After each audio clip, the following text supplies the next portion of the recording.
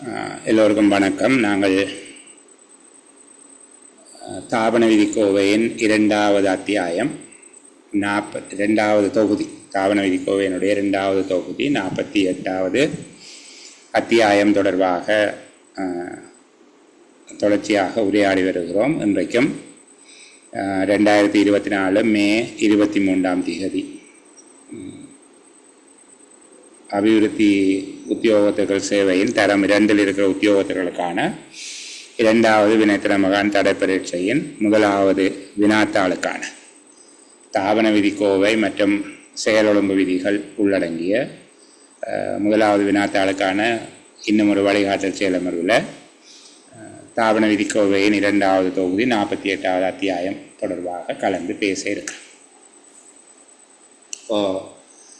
விசாரணை தொடர்பாக பேசினபடி எங்களுடைய செயலமர்வை நிறைவு செய்திருந்தோம்.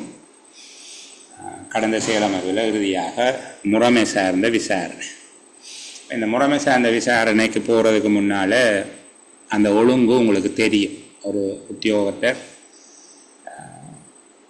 ஏதேனும் தவறான நடத்தையில், ஒழுக்கக்கேடான நடத்தையில் ஈடுபட்டிருக்கிறார் என்றால் அது தொடர்பில் 1வது விடயம் ஆரம்ப விசாரணை ஒன்றை நடத்துவது. 2வது ஒழுக்காற்று அதிகாரி ஆரம்ப விசாரணை அறிக்கையை பெறுவது. 3வது குறிப்பிட்ட உத்தியோகத்திற்கு குற்றச்சாட்டுத்தாள் வழங்கி காரண விளக்கம் கோருவது. குற்றச்சாட்டுத்தாள் வழங்குவது அல்லது காரண விளக்கம் கோருவது, அதாவது அவர் செய்த தவறுகளவை என குறிப்பிட்டு இது தொடர்பாக நீங்கள் ஏன் தண்டிக்கப்படக்கூடாது, உங்களோட பக்கத்து நியாயத்தை சொல்லுங்கள் என்று சொல்லி கேட்கிறது. குற்றச்சாட்டுத்தாள் வழங்குவது அல்லது அதுக்கு பேர் காரண விளக்கம் கூறுவது, கேட்பது. 4வது காரண விளக்கம் அளித்தல். யார் காரண விளக்கம் அளிப்பார்? அந்த உத்தியோகத்தை. குற்றஞ்சாட்டப்பட்டவர் யாரோ அந்த குற்றஞ்சாட்டப்பட்டவர் அதற்கு தன்னுடைய பக்கத்து நியாயங்களை எழுத்து மூலமாக வழங்குவார். இப்போ 4வது காரண விளக்கம் அளித்தல். இந்த காரண விளக்கம் திருப்திகரமாக இல்லை என்றால் அவருக்கு முறையான விசாரணை நடக்கும். ஆரம்ப விசாரணை என்றது வேற, இனித்தான் முறையான விசாரணை நடக்க போகுது. அது ஒரு நீதிமன்ற விசாரணை போன்ற அமைப்பில் இருக்கும். முறைமை சார்ந்த ஒழுக்காற்று விசாரணை. இந்த முறைமை சார்ந்த ஒழுக்காற்று விசாரணையை நடத்துவது 5வது விடயம். ஆரம்ப விசாரணையை நடத்துவது, ஆரம்ப விசாரணையை அறிக்கையை பெறுவது, குற்றச்சாட்டுத்தாள் வழங்குவது அல்லது காரண விளக்கம் கேட்பது, 4வது காரண விளக்கத்தை பெறுவது அல்லது காரண விளக்கத்தை அலுவலர் வழங்குவது, 5வது முறைமை சார்ந்த ஒழுக்காற்று விசாரணையை நடத்துவது. இந்த 5வது கட்டம் கொஞ்சம் பெரியது. முறைமை சார்ந்த ஒழுக்காற்று விசாரணையை நடத்துகின்ற போது அதனுடைய உறுப்புகளாக ஒரு 5 அல்லது 6 விடயங்கள் வரக்கூடும். 1வது விசாரணை நியாய சபை, கிட்டத்தட்ட யட்ச் மாதிரி, சரிதானே? அவர்கள் தான் அந்த விசாரணையை நடத்துகிறவர்கள். விசாரணை நியாய சபை. 2வது அரச தரப்பு வழக்கு தொடுனர், அரசாங்கத்தின் சார்பாக குற்றச்சாட்டுகளை சுமத்தி அதை நிரூபிக்க முயல்பவர். 3வது எதிர்காப்பு அலுவலரும் குற்றம் சுமத்தப்பட்டவரும். 2 பேரும் ஒரே விதமாகவே நாங்கள் பார்த்துக்கொள்வோம். எதிர்காப்பு அலுவலர், அவரோட குற்றம் சுமத்தப்பட்டவர். 4வது ஆவண சாட்சியங்கள். ஆவண சாட்சியங்கள் என்றால் வாக்குமூலங்கள், பதிவேடுகள், வேறு பரிச்சீட்டுகள், சிட்டைகள், வவுச்சர்ஸ், இப்படி எல்லாம் இருக்கும். ஆவண சாட்சியங்கள். 5வது சாட்சியாளர்கள். சரியா? இந்த விடயங்களை உள்ளடக்கியதாக இந்த 5ஆம் கட்டம் இருக்கும். முறைமை சார்ந்த விசாரணையை நடத்துது. இப்போ முறைமை சார்ந்த விசாரணையை நடத்தி முடிஞ்சால் அடுத்தது முறைமை சார்ந்த விசாரணை அறிக்கை. இங்கே ஒரு வித்தியாசம், நீதிமன்றத்துக்கும் இங்கே என்ன வித்தியாசம் என்றால், நீதிமன்றத்தில் அவர்களே தீர்ப்பு வழங்கி விடுவார்கள், இங்கே தீர்ப்பு இவர்கள் வழங்குறது. விசாரணை நியாய சபை தன்னுடைய விசாரணை அறிக்கையை ஒழுக்காற்று அதிகாரிக்கு கொடுக்கும். முறைமை சார்ந்த ஒழுக்காற்று விசாரணையை நடத்துவது 5. 6வது முறைமை சார்ந்த ஒழுக்காற்று விசாரணையை நடத்தியவர்களிடமிருந்து அறிக்கையை பெறுவது. இது ஒழுக்காற்று அதிகாரி செய்வார். 6வது விடயம் அறிக்கை பெற்றுக்கொள்ளுவார். 7வது ஒழுக்காற்று கட்டளை விதிப்பது. ஒழுக்காற்று கட்டளை விதிப்பது என்றால் தண்டனை விதிப்பது. இது 6 விதிப்பார் என்றால் ஒழுக்காற்று அதிகாரி தான் விதிக்கிறார். தண்டனையை நடைமுறைப்படுத்துவது. 8வது தண்டனையை நடைமுறைப்படுத்துவது. அது அந்த நிறுவனத்தில் அவர் எங்கே பணியாற்றினாரோ அங்கே தண்டனையை நடைமுறைப்படுத்துவார். மேன்முறையீடு செய்வதற்கு சந்தர்ப்பம் அளித்தல். 9வது சில வேளை அவர் தனக்கு வழங்கப்பட்ட ஒழுக்காற்று கட்டளை நியாயமற்றது என்று சொல்லி அதனால் மனக்குறை அடைவராக இருந்தால் அவர் பொது சேவை ஆணைக்குழுவுக்கோ அல்லது அதுக்கு மேலே இருக்கிற ஆட்களுக்கோ மேன்முறையீடு செய்யலாம். மேன்முறையீடு செய்தல் 9வது. 10வது மேன்முறையீடு செய்யப்பட்டால் மேன்முறையீட்டு அதிகாரி ஒரு தீர்மானம் எடுப்பார். மேன்முறையீட்டு அதிகாரியின் தீர்மானத்துக்கு ஏற்ப நடவடிக்கைகளை மேற்கொள்ளுதல் என்ற 10 படிமுறைகளுக்கூடாக இந்த விடயம் நகரும். இது எங்களுக்கு அடிப்படையாக புரிந்து கொள்ள வேண்டும். நான் ஏற்கனவே இது தொடர்பில் குரல் ஒளிப்பதிவுகள் காணொலிகள் எதுவும் போட்டிருந்தாலும் கூட இப்படி சொல்லுகிற போது அதில் ஒரு தெளிவு ஒன்று வரும். சரிதானே? இந்த விடயம் தொடர்பில் ஒரு தெளிவு ஒன்று வரும். முதலாவது விடயமாக நாங்கள் ஆரம்ப விசாரணையை நடத்துதல். 2வது ஆரம்ப விசாரணை அறிக்கையை பெறுதல். 3 குற்றச்சாட்டு பத்திரம் வழங்குதல் அல்லது காரண விளக்கம் கோருதல். 4வது காரண விளக்கம் பெறுதல் அல்லது காரண விளக்கம் அளித்தல். பெறுதல் என்பது ஒழுக்காற்று அதிகாரியின் பக்கத்தில் இருந்து சொல்கிறோம். உத்தியோகத்தரில் இருந்து காரண விளக்கம் வழங்கல். 5வது முறைமைசார் ஒழுக்காற்று விசாரணை நடத்தப்படுதல். 6வது முறைமைசார் ஒழுக்காற்று விசாரணை அறிக்கையை பெறுதல். 7வது ஒழுக்காற்று கட்டளை பிறப்பித்தல். 8 ஒழுக்காற்று கட்டளையில் குறிப்பிடப்பட்ட நிபந்தனைகள் தண்டனைகளை நடைமுறைப்படுத்தல். 9 மேன்முறையீடு செய்ய விரும்பின் அதற்காக சந்தர்ப்பம் அளித்தல். 10வது மேன்முறையீட்டு அதிகாரியின் தீர்மானங்களை நடைமுறைப்படுத்தல். இந்த 10 படிமுறைகள் ஒரு ஒழுக்காற்று நடவடிக்கையில் இருக்கும். இதை தவிர உதிரியாக இதற்குரிய ஏனைய ஏற்பாடுகள் தொடர்பாக ஒழுக்காற்று அதிகாரி என்பவர் யார், எந்த உத்தியோகத்திற்கு யார் ஒழுக்காற்று அதிகாரி, ஒழுக்காற்று நடைமுறையும் ஒரு சட்ட நடைமுறையும் சமகாலத்தில் நிகழ்ந்தால் அதுக்கு என்ன ஏற்பாடு போன்ற இதனோடு இடைநேர்வான வேறு சில விடயங்களுக்கும் இங்கே ஏற்பாடு செய்யப்பட்டிருக்கு. இந்த விடயங்களை நாங்கள் பார்க்க வேண்டியிருக்கு. முழுமையாக இதை படிக்க வேணுமாக இருந்தால் ஒரு 40 மணித்தியாலம் படிப்பிக்கலாம். சரிதானே? நான் இப்போதும் மனதளவில் நான் என்னுடைய குருநாதர் என்று சொல்லி நான் மதிக்கிறது கமகேசர். அவர் அமைச்சினுடைய செயலாளர், அமைச்சரவையினுடைய செயலாளராக எல்லாம் பணியாற்றியவர். இலங்கையில் ஒழுக்காற்று நடைமுறைகள் தொடர்பாக ஒரு ஜாம்பவான். அவரிடம் ஒரு 40 மணித்தியாலம் படித்தேன் என்று சொல்லி நான் பெருமையாக சொல்லிக்கொள்வது. சரிதானே? சிங்களம் தெரிந்த பிள்ளைகள் இருந்தால் யாராவது மிக நன்றாக எனக்கு சிங்களம் தெரியும் என்று சொல்லி இருப்பவர்கள் யாராவது என்ன கேட்டால் அவரால் வழங்கப்பட்ட அந்த ஆவணங்கள் இருக்குது. ஒழுக்காற்று நடைமுறை தொடர்பான பவர் பாயிண்ட் நீங்கள் பின்னர் இப்போ வேணாம் இவி எக்ஸாமுக்கு அதை படித்து வீணாக வேண்டாம், பின்னர் படிப்பதற்காக அதை எடுத்து வச்சுக்கொள்ளலாம். எனக்கு வாட்ஸ்அப்பில் மெசேஜ் போட்டால் வாட்ஸ்அப்பில் மெசேஜ் போடுற போது உங்களோட இமெயில் அட்ரஸை போட்டிங்கன்னா வசதி, நான் இமெயிலுக்கு அதை அனுப்பி விடுவேன். சரியா? இது மேலோட்டமான ஒரு தகவல். சரி, இப்போ இந்த 10 படிமுறைகள்லையும் நாங்கள் கேட்கப்படக்கூடிய கேள்விகளை குறித்து கொஞ்சம் விழிப்பாக இருந்தோம் என்றால் இந்த பாடத்தை பரீட்சை நோக்கில் வெற்றி பெறலாம். சரிதானே? விடுமுறை அதாவது லீவு ஒழுக்காற்று நடவடிக்கை என்பது எவ்வளவுதான் படித்தாலும் சந்தேகம் வரக்கூடிய 2 அத்தியாயங்கள், 2 பெரிய அத்தியாயங்களும் கூட. சரிதானே?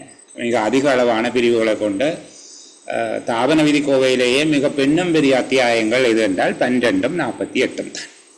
அது மாதிரி பெரிய அத்தியாயங்கள் வேறு எதுவும் இல்லை.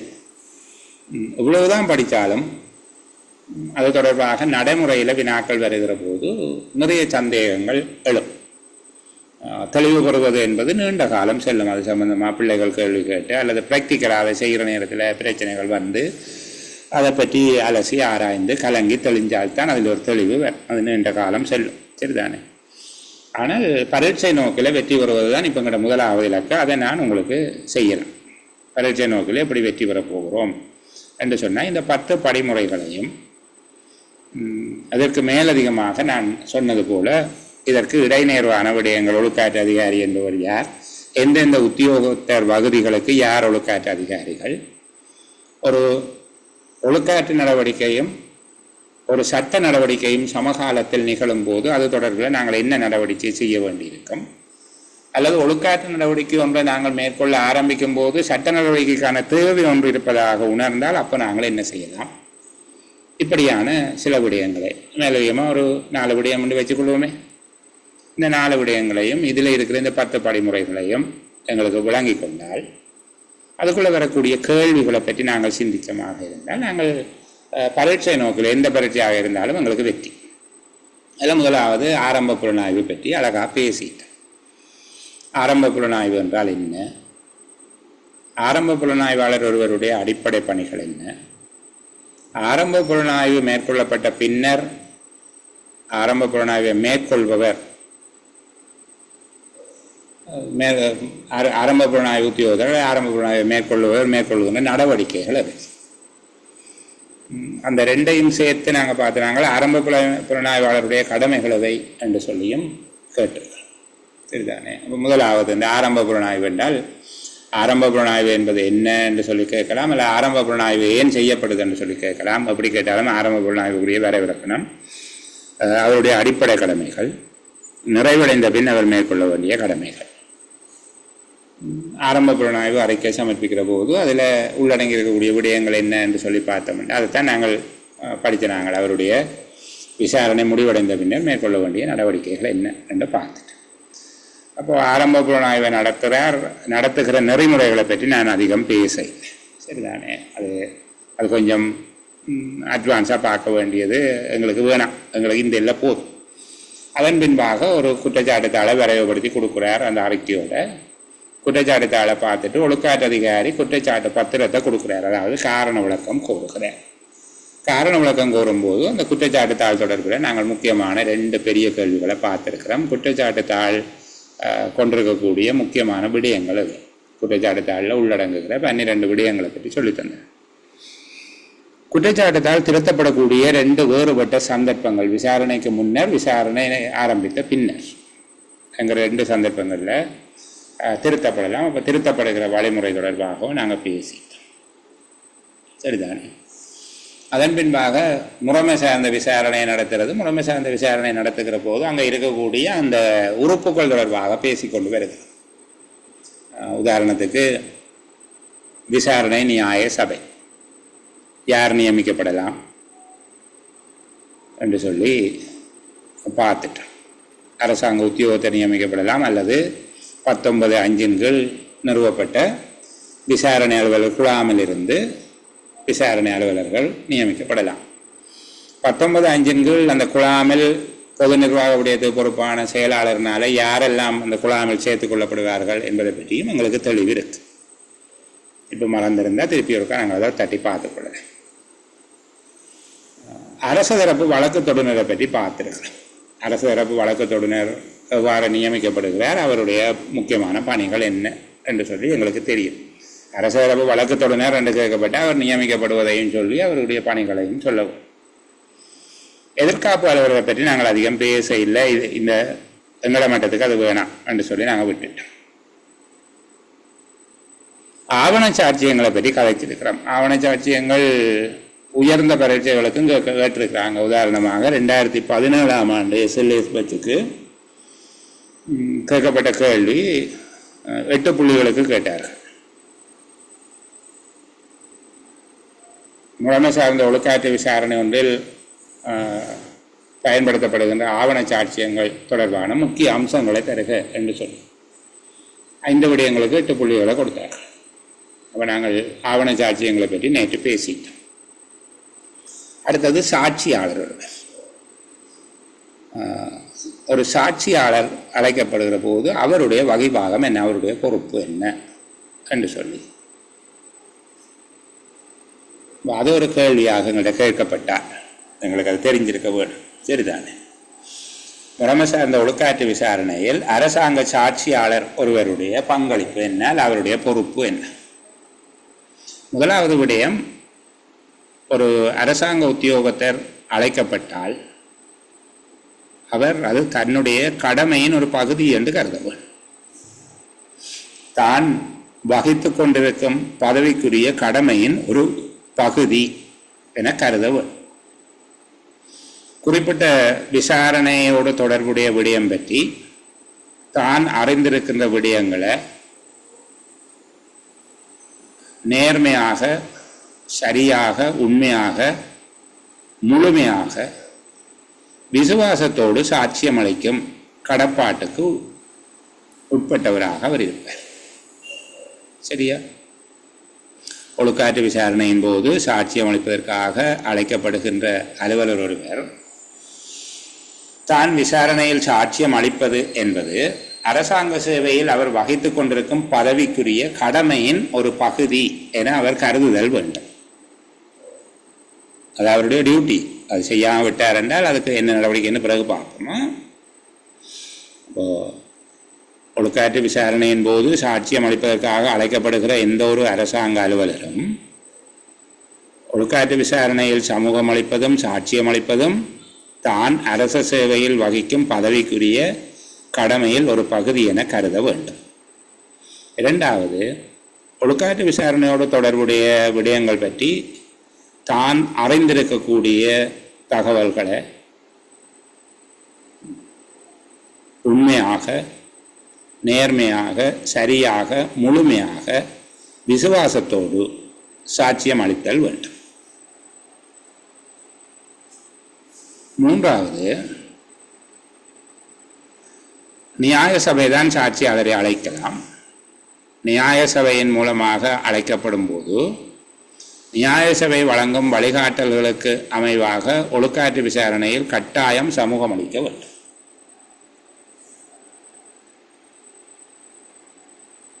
நான்காவது, அவருக்கு குறித்துரைக்கப்பட்ட இந்த பொறுப்பினை, ஒழுக்காற்று விசாரணையில் அவர் வழங்க வேண்டிய ஒத்துழைப்பு தொடர்பாக குறித்துரைக்கப்பட்ட இந்த பொறுப்புகளை வேண்டுமென்று கவனஈனமாக அல்லது அவதானம் செலுத்தாமல் அலட்சியப்படுத்தினால் அது அவருக்கு எதிராக ஒழுக்காற்று நடவடிக்கை எடுக்கக்கூடிய பாரதூரமான குற்றம் என கருதப்பட்டு நடவடிக்கை எடுக்கப்படும். அந்த உத்தியோகத்தருடைய ஒழுக்காற்று அதிகாரிக்கு அது பற்றி நியாய சபை அறிவிக்கும்.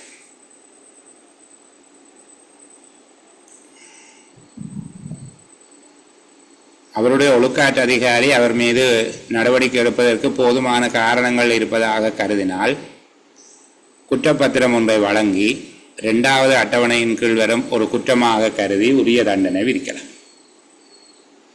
இந்த 5 விடயங்களையும் உள்ளடக்கியதாக உங்களுடைய விடை இருந்தால் அவர்கள் 8 புள்ளிகளை தருவார்கள். 4 விடயத்தை நான் உடைச்சு 5 சொல்லினான். அப்போது அவர்கள் 8 புள்ளிகளை தான் கொடுப்பார்கள். ஒரு கட்டுரை வினாவாக கேட்பார்களாக இருந்தால் 4 முக்கியமான விடயங்களையும் தவறாமல் எழுதியிருக்கிறார் என்று சொல்லிட்டு 8 புள்ளிகளை உங்களுக்கு அவர்கள் தருவார். சரிதானே? அதன் பின்பாக விசாரணை நடக்கும். இப்போ இந்த 5 உறுப்புகள் தொடர்பிலையும் கலைச்சிட்டோம். அதுக்கு பிறகு விசாரணை நடக்கும். விசாரணையில் முக்கியமாக சொல்லப்படக்கூடிய எங்கட மட்டத்தில் எதிர்பார்க்கக்கூடிய வினாக்கள்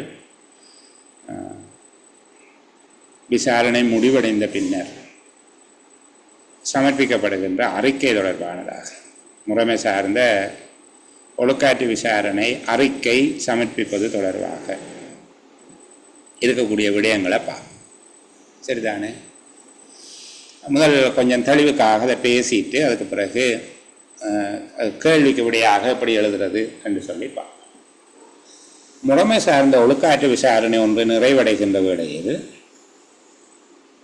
2 தரப்பினரும் தங்களுடைய எழுத்திலான பிரகடனங்களை, அதாவது அரசாங்க தரப்பு வழக்கு தொடுனர் அதுபோல எதிர்காப்பு அலுவலர் ஆகியோர் தங்களுடைய எழுத்திலான சமர்ப்பணங்கள் அல்லது பிரகடனங்களை விசாரணை முடிவடைந்த தினத்திலிருந்து 14 நாட்களுக்குள்ளாக அல்லது விசாரணை நியாய சபை பொருத்தமானதென கருதுகின்ற ஒரு காலகட்டத்தில், அவர்களோட கூடவும் கொடுக்கலாம், ஆனால் 14 நாட்கள் தான் பொதுவாக. 14 நாட்களில் தன்னிடம் சமர்ப்பிக்கும்படி நியாய சபை அரச தரப்பு வழக்கு தொடுநரையும் எதிர்காப்பு அலுவலரைக்கும் அறிவிக்கும். சரிதானே? இந்த 14 நாட்கள் போதாதென்று நியாய சபை தீர்மானித்தால் அதை நீடிக்கலாம், அது எங்களுக்கு வேணும். சரி, நியாய சபையினால் விதிக்கப்பட்ட காலப்பகுதிக்குள் இந்த தரப்பினர் எழுத்திலான பிரகடனங்களை சமர்ப்பிக்க தவறினால் அவர்களிடம் சமர்ப்பிப்பதற்கு எதுவும் இல்லை என்று கருதி நியாய சபை தன்னுடைய இறுதி அறிக்கையை தாமதமில்லாமல் ஒழுக்காற்று அதிகாரிக்கு சமர்ப்பிக்க நடவடிக்கை எடுக்க வேண்டும். எழுத்து மூல பிரகடனங்கள் சமர்ப்பிக்கப்பட்டால் விசாரணை அறிக்கையின் ஒரு பகுதியாக அல்லது விசாரணை அறிக்கையின் பின்னிணைப்பாக அவை இணைக்கப்பட வேண்டும். இந்த பகுதி உலகம் விளங்குது தானே? முறைமை சார்ந்த ஒழுக்காற்று விசாரணை அறிக்கை தொடர்பாக கேட்டால், முறைமை சார்ந்த ஒழுக்காற்று விசாரணை அறிக்கையில் இடம்பெறும் முக்கியமான விடயங்கள் எவை என்று கேட்டால், நாங்கள் இப்போ முக்கியமான விடயங்களுக்குள்ள போக இல்லை. அதுக்குரிய முகவுரையை பற்றி பேசிக் கொண்டிருக்கிறோம். முறைமை சார்ந்த ஒழுக்காற்று விசாரணை நிறைவடைந்தவுடன் அரசு தரப்பு வழக்கு தொடுனர் மற்றும் எதிர்த்தரப்பு என்று சொல்லுவோம், எதிர்காப்பு அலுவலர் அல்லது எதிர்காப்பு அலுவலர் இல்லாமல் அந்த உத்தியோகத்திலே தோன்றலாம். அப்போ எதிர்த்தரப்பு, அரசு தரப்பு வழக்கு தொடுனர் மற்றும் எதிர்த்தரப்பு ஆகியோருக்கு 14 நாட்கள் அல்லது பொருத்தமான ஒரு காலப்பகுதியில் எழுத்து மூலமான பிரகடனத்தை சமர்ப்பிக்கும்படி விசாரணை நியாய சபை அறிவிக்க வேண்டும். உரிய காலப்பகுதியில் எழுத்து மூலமான பிரகடனங்களை சமர்ப்பிக்க தவறினால் அவர்களிடம் சமர்ப்பிப்பதற்கு எதுவும் இல்லை என கருதி தன்னுடைய விசாரணை அறிக்கையை விரைவாக ஒழுக்காற்று அதிகாரிக்கு வழங்க வேண்டும். சமர்ப்பித்தால், எழுத்து மூல பிரகடனங்களை சமர்ப்பித்தால் அது விசாரணை அறிக்கையின் ஒரு பகுதியாக கருதி கொண்டு விசாரணை அறிக்கையின் பின்னிணைப்பாக அவற்றை இணைக்க வேண்டும். நியாய சபை அறிக்கை தயாரிக்கும் போது கீழ்வரும் விடயங்கள் கட்டாயமாக உள்ளடக்கப்பட்டிருக்க வேண்டும். சரியா? நியாய சபை அறிக்கை தயாரிக்கும் போது அந்த அறிக்கையில் கீழ்வருகிற விடயங்கள் முக்கியமாக உள்ளடக்கப்பட்டிருக்க வேண்டும். ஒன்று, நிகழ்வு பற்றிய பின்னணி சுருக்கம். நிகழ்வு பற்றிய பின்னணி சுருக்கம் என்ன, நான் உங்களை விளங்குற மாதிரி சொல்லுகிறேன். என்ன விடயத்தை பற்றி இந்த விசாரணை நியாய சபை எந்த திகதி எந்த இலக்க கடிதத்தின் மூலமாக நியமிக்கப்பட்டது, அந்த விடயத்தை பற்றி அவர்கள் விசாரணை செய்திருக்கிறார்கள். சரிதான? இந்த XYZ என்கிற பிரதேச இலகத்தில் நீரிறைக்கும் இயந்திரங்கள் காணாமல் போனமை தொடர்பாக பொது நிர்வாக உள்நாட்டு அலுவல்கள் மாகாண சபைகள் அமைச்சின் இணைந்த சேவைகள் பணிப்பாளர் நாயகத்தினால் வழங்கப்பட்ட இந்த நியமன கடிதத்துக்கு அமைவாக விசாரணை நியாய சபை ஆகிய என்னால் அல்லது எங்களால் இந்த விசாரணை இந்த காலப்பகுதியில் நடத்தப்பட்டது என்று சொல்லி அதை முன்னுக்கு சொல்கிறது. நிகழ்வு பற்றிய ஒரு பின்னணி, அதன் சுருக்கம் இந்த பிரதேச இலகத்தில் இது இந்த காலப்பகுதியில் நிகழ்ந்திருந்தது, அதை பற்றி விசாரணை நடத்துறதுக்காக நாங்கள் நியமிக்கப்பட்டிருந்தோம், இந்த மாதிரி எழுதுறது. சரிதானே? நிகழ்வு பற்றிய பின்னணி சுருக்கம் எழுதும். ரெண்டாவது, விசாரணை நடத்தப்பட்ட முறை பற்றிய பொதுவான விடயங்கள், தகவல்கள், தரவுகள் எப்படி சேகரிக்கப்பட்டது, எத்தனை நாள் விசாரணை நடந்தது, இந்த மாதிரியாக நடத்தப்பட்ட முறை. சரிதானே? ஒவ்வொரு குற்றச்சாட்டையும் நிரூபிப்பதற்காக சமர்ப்பிக்கப்பட்ட சாட்சியங்களின் சுருக்கம். அந்த உத்தியோகத்திற்கு ஒரு 5 குற்றச்சாட்டு இருக்குமாக இருந்தால் அந்த ஒவ்வொரு குற்றச்சாட்டையும் சொல்லி இந்த குற்றச்சாட்டை நிரூபிப்பதற்காக என்னென்ன சாட்சியங்கள் அல்லது சாட்சியாளர்கள் அவர்களுடைய வாக்குமூலங்கள் சமர்ப்பிக்கப்பட்டன என்பது தொடர்பாக ஒரு சுருக்கம் அதில் இருக்க வேண்டும். ஒவ்வொரு குற்றச்சாட்டுக்கும் சமர்ப்பிக்கப்பட்ட சாட்சியங்களை பகுப்பாய்வு செய்து அது தொடர்பில் நியாய சபையினால மேற்கொள்ளப்பட்ட தீர்மானங்கள், அவர்கள் சாட்சியங்கள்லாம் சொல்லி இருக்கணும், அதை அனலைஸ் பண்ணி அதை ஏற்றுக்கொள்ளலாமா ஏற்றுக்கொள்ள முடியாதா, சாட்சியங்கள் உண்மைத்தன்மையாக தெரியுதா அல்லது போதாமை இருக்குதா, இந்த மாதிரியான விடயங்களை அவர்கள் அதில் குறிப்பார்கள். அதன் மூலமாக அவர்கள் அந்த சாட்சியங்களை பகுப்பாய்வு செய்து அனலைஸ் பண்ணி என்ன முடிவெடுத்தார்கள், சாட்சியங்கள் தொடர்பாக நியாய சபையினுடைய பகுப்பாய்வு செய்து குற்றச்சாட்டு தொடர்பிலே அவர்கள் மேற்கொண்ட தீர்மானம். குற்றஞ்சாட்டப்பட்ட உத்தியோகத்தின் மீது சுமத்தப்பட்ட ஒவ்வொரு குற்றச்சாட்டுகளில் தொடர்பிலும் அவர் குற்றவாளியாக தீர்மானிக்கப்பட்டிருந்தால், ஏதாவது ஒரு குற்றச்சாட்டுக்காவது அவர் குற்றவாளியாக தீர்மானிக்கப்பட்டிருந்தால் அதை பற்றி, அது எவ்வளவு தூரம் பாரதூரமானதா, அது என்ன சூழ்நிலையில் நிகழ்ந்திருக்குது, அவருக்கு தண்டனை ஒன்றை கொடுக்குற போது என்னென்ன விஷயங்களை கருத்தில் கொள்ளணும், கடுமையாக தண்டிக்க வேணுமா அல்லது குறைவாக தண்டிக்க வேணுமா, அதுக்கு என்ன காரணம், அதுக்கு பின்னணி என்ன போன்ற விடயங்கள் அதில் இருக்கு. குற்றஞ்சாட்டப்பட்ட அலுவலர் ஏதேனும் ஒரு குற்றச்சாட்டுக்காவது குற்றவாளியாக காணப்பட்டிருந்தால் அந்த குற்றச்சாட்டினுடைய பாரதூரத்தன்மை, அது தொடர்பாக நியாய சபையின் அபிப்பிராயம், அவருக்கு ஒழுக்காற்று தண்டனை ஒன்றை கொடுக்கும்போது என்னென்ன விடயங்களை கவனத்தில் கொள்ள வேண்டும் போன்ற விடயங்களை நியாய சபை எழுதும்.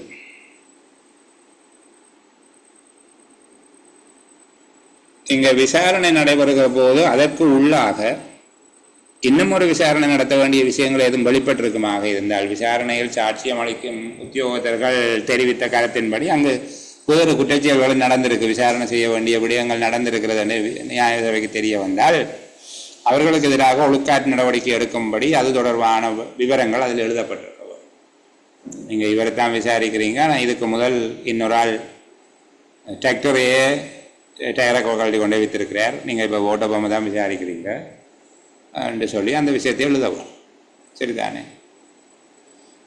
இந்த விசாரணையின் மூலமாக அரசாங்க சேவையில் இது போன்ற விடயங்கள் எதிர்காலத்தில் நடைபெறாமல் இருப்பதற்கு என்னென்ன விடயங்களின் மீது தடுப்பு நடவடிக்கைகள் அல்லது கவனம் செலுத்தப்பட வேண்டும் என்கிற 7 விடயங்கள் அங்கே இருக்கவும். இப்போ நீங்கள் எழுதுகிற போது பிள்ளைகள் இவ்வளவும் எழுதுவோம். சரிதானே? இது ஒரு கேள்வியாக கேட்பாங்க. அதாவது முறைமை சார்ந்த ஒழுக்காற்று விசாரணை முடிவிட்ட பின்னர் நியாய சபை அறிக்கையில் உள்ளடங்க வேண்டிய விடயங்கள் அவை. இப்போ நீங்கள் முதல்ல சொல்லணும், விசாரணை முடிவடைஞ்ச உடனே 2 பேர்கிட்டையும் சமரி தர சொல்லி கேட்க வேணும். 14 நாளைக்குள்ளே சமரி கிடைச்சால் அதை விசாரணை நியாய சபையின் அறிக்கையின் பின்னணைப்பாக இணைக்க வேணும். கிடைக்க இல்லை என்றால் அது இல்லை என்று கருதி கொண்டு அவர் தன்னுடைய அறிக்கையை தயாரித்து கொடுக்க வேணும். இந்த அறிக்கையை தயாரிக்கும் போது 7 விடயங்கள், நிகழ்வு பற்றி அதன் பின்னணி, விசாரணை நடத்தப்பட்ட முறை, ஒவ்வொரு குற்றச்சாட்டை நிரூபிப்பதற்கு முன்வைக்கப்பட்ட சாட்சியங்களை பகுப்பாய்வு செய்து நியாய சபை கண்டறிந்த தீர்மானம், குற்றஞ்சாட்டப்பட்டவர் குற்றச்சாட்டில் குற்றவாளியாக காணப்பட்டிருப்பாராக இருந்தால் அவருக்கு தண்டனை விதிக்கும் போது ஒழுக்காற்று அதிகாரி என்னென்ன விடயங்களை கருத்தில் கொள்ள வேணும், விசாரணை நடைபெறும் போது வேறு ஒழுக்காற்று நடவடிக்கை எடுக்கக்கூடிய விடயங்கள் நிகழ்ந்ததை பற்றி கண்டறியப்பட்டிருந்தால் அதை பற்றிய விடயங்கள் அறிக்கையில் இருக்க வேணும், எதிர்காலத்தில் அரசாங்க சேவையில் இவ்வாறான விடயங்கள் நிகழாமல் தடுப்பதற்காக மேற்கொள்ள வேண்டிய பரிந்துரைகள் என்ன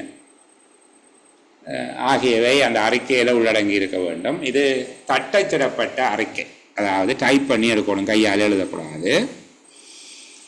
அதனோடு தொழிற்பாட்டு அறிக்கை, சம்பந்தப்பட்ட எல்லா எழுத்து ஆவணங்கள், அங்கே அரச தரப்பு வழக்கு தொடர்ந்து எல்லா ஆவணங்களையும் கொடுத்திருப்பார் அனைவர்கிட்ட, அந்த அனைத்து ஆவணங்கள், அத்தோடு இருதரப்பினராலும் முன்வைக்கப்பட்டிருந்த எழுத்து மூலமான சமர்ப்பணங்கள் அல்ல தொகுப்புரை என்பவற்றை உள்ளடக்கியதாக தாமதமில்லாமல் ஒழுக்காற்று அதிகாரியிடம் விசாரணை அறிக்கை சமர்ப்பிக்கப்பட வேண்டும். இப்போ இந்த விடயத்தை அவர்கள் தனியொரு கேள்வியாக கேட்டால் இனி உங்களுக்கு எழுத இல்லை, நான் திருப்பி சொல்லி உங்களுடைய நேரத்தை விரயம் செய்ய இல்லை. சரிதானே? அடுத்தது ஒழுக்காற்று அதிகாரி. ஒழுக்காற்று அதிகாரியை பொறுத்தவரையில் அவர் தான் ஜட்மெண்ட் கொடுக்குற ஆள். ஒழுக்காற்று அதிகாரி என்ன செய்ய வேணும் என்றால், உரிய காலப்பகுதியில் விசாரணை நடைபெறுவதை உறுதிப்படுத்த வேண்டும். அனாவசியமான தாமதங்கள் ஏற்படுகிறதா என்று பார்த்துட்டு அவர் அதை தடுக்கக்கூடிய நடவடிக்கை செய்ய வேண்டும். அது தொடர்பில் விளக்கமான சில விஷயங்கள் இருக்குது, நான் பேச இல்லை, அது கேள்வியாக இப்போதைக்கு நாங்கள் அதை பார்க்க வேண்டாம்.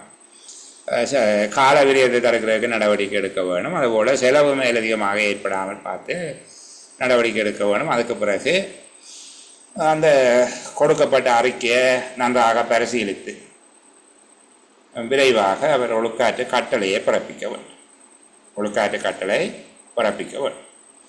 ஒழுக்காற்று கட்டளை பிறப்பிப்பதற்கு முன்பாக இந்த விசாரணையாளர்கள் விசாரணை அறிக்கையை சமர்ப்பித்தால் அந்த அறிக்கை மீது ஒழுக்காற்று அதிகாரி மேற்கொள்ளக்கூடிய தீர்மானங்கள் 3 வகையாக இருக்கு.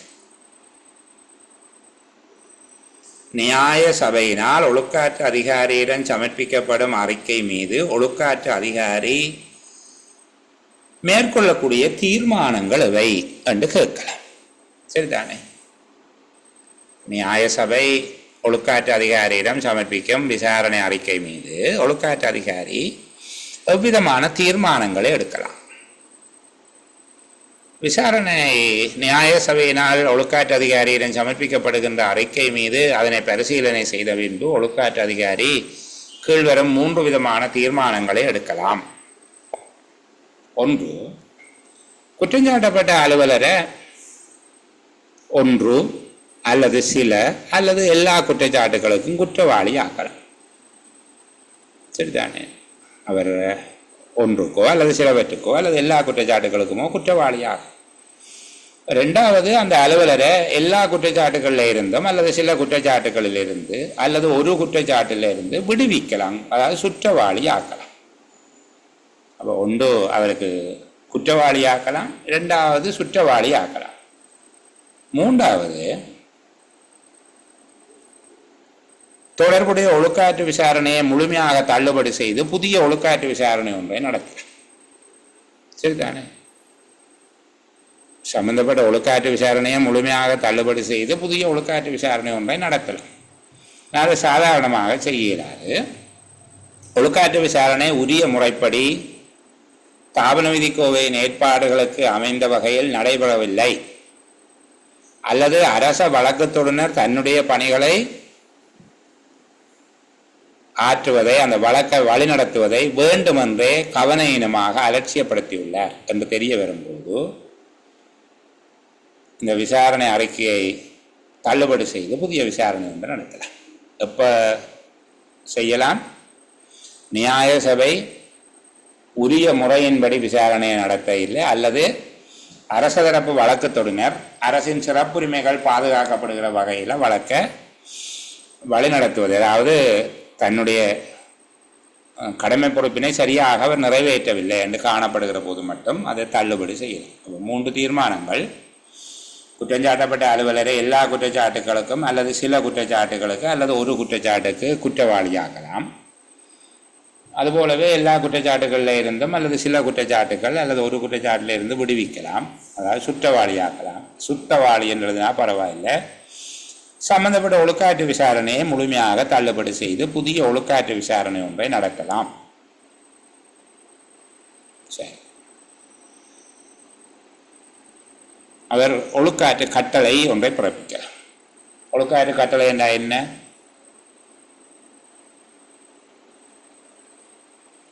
ஒழுக்காற்று விசாரணை தொடர்பாக ஒழுக்காற்று அதிகாரியினால் பிறப்பிக்கப்படுகின்ற தீர்ப்பு ஒழுக்காற்று கட்டளை என்று அழைக்கப்படுகிறது. முறைமை சார்ந்த ஒழுக்காற்று விசாரணை அறிக்கை அடிப்படையாக கொண்டு அதன் மீது ஒழுக்காற்று அதிகாரி மேற்கொள்ளுகின்ற தீர்மானம், அது தொடர்பில் அவர் விதிக்கும் தீர்ப்பு ஒழுக்காற்று கட்டளை என நீங்கள் கருதி கொள்ளலாம். சரிதானே? இவ்வாறு ஒழுக்காற்று கட்டளை ஒன்று பிறப்பிக்கிறது என்றது சாதாரணமாக உங்களுக்கு விளங்குது. அப்படி ஒழுக்காற்று அதிகாரி விசாரணை நியாய சபை அறிக்கையை நன்றாக ஆராய்ந்து அதிலிருந்து மேற்கொள்ளுகின்ற தீர்மானத்தினை ஒரு தீர்ப்பாக அவர் வழங்குவார். அவ்வாறு வழங்குகிற தீர்ப்பு அல்லது தீர்மானம் தான் ஒழுக்காற்று கட்டளை. உங்கள்ட்ட கேள்வி ஒழுக்காற்று கட்டளை என்ன என்னென்னு கேட்க மாட்டார்கள். இங்கே வரவிலக்கணம் இல்லாதபடியால் புத்தகத்தில் இல்லாத உங்கள்ட்ட கேள்வியாக கேட்கிறீர்கள் அவர்கள். ஆனால் ஒரு ஒழுக்காற்று கட்டளையை என்னென்ன விடயங்கள் உள்ளடங்க வேணும் என்கிற இந்த 23ஆம் பிரிவை அவர்கள் கேள்வியாக கேட்பார். சரிதானே? ஒழுக்காற்று கட்டளை ஒன்றில் பின்வரும் விடயங்கள் கட்டாயமாக உள்ளடங்கி இருக்க வேண்டும். முதலாவது, ஒரு அலுவலருக்கு எதிராக குற்றப்பத்திரத்தில் சுமத்தப்பட்ட ஒவ்வொரு குற்றச்சாட்டுக்கும் அவர் குற்றவாளியா அல்லது சுற்றவாளியா என்பது குறிப்பிடப்பட்டிருக்க வேண்டும். ஒழுக்காற்று கட்டளையில் முதலாவது அவர் குற்றவாளியா இல்லையா என்று சொல்லி இருக்கணும். ஒவ்வொரு குற்றத்துக்கும் தனித்தனியாக சொல்லணும். சரிதானே? ரெண்டாவது, குற்றவாளியாக உள்ள குற்றச்சாட்டு தொடர்பாக அவருக்கு எவ்வாறான தண்டனைகள் அல்லது நிபந்தனைகள் விதிக்கப்படுகிறது என்பது இருக்க வேண்டும். குற்றவாளியாகி உள்ள குற்றச்சாட்டு தொடர்பில் விதிக்கப்படுகின்ற தண்டனைகள் அல்லது நிபந்தனைகள் குறிக்கப்பட வேண்டும். மூன்றாவது விடயம், அவர் அனைத்து குற்றச்சாட்டுகளில் இருந்தும் விடுவிக்கப்பட்டுள்ளார் என்று ஒழுக்காற்று அதிகாரி தீர்மானித்தால் உடனடியாக அந்த தீர்மானத்தை குற்றஞ்சாட்டப்பட்ட அலுவலருக்கு அறிவிக்க வேணும். அதேபோல அவர் சேவையிலிருந்து இடைநிறுத்தப்பட்டிருந்தால் அவரை மீண்டும் சேவைக்கு அமர்த்துகிற கட்டளை ஒன்று பிறப்பிக்கப்பட வேண்டும். அத்தோடு அவர் பணித்தடை செய்யப்பட்ட இன்ட்ரடிக்ட் பண்ணப்பட்ட காலத்திலே அவருக்கு கொடுபடாத சம்பளங்கள் இருந்தால் அதை கொடுப்பனவு செய்வதற்கான கட்டளையும் ஒழுக்காற்று கட்டளையில் உள்ளடங்கி இருக்க வேண்டும். மூன்றாவது விஷயம், அவர் அனைத்து குற்றச்சாட்டுகளில் இருந்தும் விடுவிக்கப்பட்டால் அதை முதல் அவருக்கு அறிவிக்க வேணும். அவர் பணித்தடை செய்யப்பட்டிருந்தால் மீள அவரை சேவைக்கு அமர்த்த வேணும். அந்த பணித்தடை செய்யப்பட்ட காலப்பகுதி சம்பளத்தை கொடுப்பதற்கான கட்டளையும் அதில் இருக்க வேண்டும். அவர் குற்றச்சாட்டுகளுக்கு குற்றவாளியாக காணப்பட்டிருந்தார், அந்த உத்தியோகத்தர் குற்றச்சாட்டுகளுக்கு குற்றவாளியாக காணப்பட்டிருந்தார், அவருக்கு கொடுக்கிற தண்டனை பதவி நீக்கமாக இல்லாவிட்டால், பதவி நீக்கமாக இருந்தால் ஒன்றும் செய்யலாது, அவர் அப்படியே விட்ட போக வேண்டியான். பதவி நீக்கம் அல்லாத தண்டனை ஒன்று அவருக்கு விதிக்கப்பட்டால் பணித்தடை செய்யப்பட்ட காலத்தில் கொடுபடாத சம்பளங்கள் தொடர்பான தீர்மானம் அதில் இருக்க வேண்டும். அதை கொடுக்கிறதா கொடுக்கிறது இல்லையா, அல்லது கொடுக்கிறதாக இருந்தால் முழுவதும் கொடுக்கிறதா அல்லது என்ன சதவீதம் கொடுக்கிறது, இந்த விவரங்கள் அதில் இருக்க வேண்டும். சரிதானே? பதவி நீக்கம் தவிர வேறு தண்டனைகள் கொடுக்கப்படுமாக இருந்தால், குற்றவாளியாக காணப்பட்டு அவருக்கு பதவி நீக்க தண்டனை கொடுக்கப்பட்டால் மிச்ச கதை இல்லை, அவர் அப்படியே போக வேண்டியதுதான். அதில் மேலதிகமாக எதுவும் இல்லை, சம்பளம் கொடுக்குற அந்த கதையெல்லாம் இல்லை. பதவி நீக்கம் தவிர்ந்த வேறு தண்டனைகள் அவருக்கு விதிக்கப்படுமாக இருந்தால் அவர் இடைநிறுத்தம் செய்யப்பட்டிருந்தால், அதாவது பணித்தடை செய்யப்பட்ட காலத்தில் அவருக்கு கொடுபடாத சம்பளங்கள் இருக்கும். அந்த சம்பளம் தொடர்பான தீர்மானமும் அதில் இருக்க. சரியா? அவருக்கு தண்டனையாக இடமாற்றம் ஒன்று வழங்கப்பட்டிருக்குமாக இருந்தால், ஒழுக்காற்று கட்டளையின் பேரில் அவருக்கு தண்டனை இடமாற்றம் வழங்கப்படுமாக இருந்தால் அவர் இடமாற்றம் செய்யப்படுகின்ற புதிய சேவை நிலையம், இடமாற்றம் தொடர்பாக அவருக்கு எந்த விதமான பிரயாண செலவுகளும் வழங்கப்பட மாட்டாது. இன்னும் ஒரு விடயம் சேர்க்க வேணும். இந்த 23(5) இல்லை, அது 24(5) சேர்த்திருக்கிறார்கள். அவர் எந்த ஒரு வடிவத்தில் ஆயினும் மீண்டும் இந்த சேவை நிலையத்துக்கு எவ்வளவு காலத்துக்கு வரக்கூடாது. இந்த விடயமெல்லாம் அதில் சொல்லப்பட்டிருக்கும். 24(5) பாருங்க. சில வேளையிலே அவர் வேறு சட்டையை போட்டுக்கொண்டு இங்கே வர பார்ப்பார். சரிதானே? இப்போ உதாரணமாக ஒரு முகாமைத்துவ சேவை உத்தியோகத்தராக இருந்து அவருக்கு தண்டனை விதிச்சாச்சு. அவருக்கு எதிராக அலுவலகத்தில் வேலை செய்தாக்கள் எல்லாம் சாட்சிகள் சொல்லியிருப்பேன். இப்போது அவர் தண்டனை இடமாற்றத்தில் போய் கஷ்டப்பட்டு SLAS படித்து பாஸ் பண்ணி இந்த ஆஃபீஸுக்கு ADSஆக வரப்போறேன்னு நிற்பார். வந்தாரண்டா சாட்சி சொன்னாக்கள் தலைவிதி, அவ்வளவுதான். அப்போ அந்த ஒழுக்காற்று கட்டளையிலே அதை எழுதணும். அவர் எவ்வளவு காலத்துக்கு வரையலாது, அதாவது இங்கே இருக்கிற ஆக்கள் ஒரு 5 வருஷத்துலேயோ 7 வருஷத்துலேயோ எல்லாரும் ட்ரான்ஸ்ஃபரில் போயிடும், எல்லாமே புதுமுகமாக ஆகிடும். சில இடத்தை அப்படி எல்லாம் நடக்கிறதில்ல, 30 வருஷமும் அங்கேயே வேலை செய்கிற ஆக்கள் இருக்கிறாங்க, அதை பற்றி கதைக்கிது. சரிதானே? அல்லது அந்த முன்னுக்கு இருக்கிற ஆஃபீஸுக்கு ஒரு 6 மாதம் போயிட்டு 1 வருஷம் போயிட்டு திருப்பி பழைய ஆஃபீஸுக்கு வாராக்கள் இருக்கிறாங்க, அவங்களோட விதியை நான் கதைக்கல.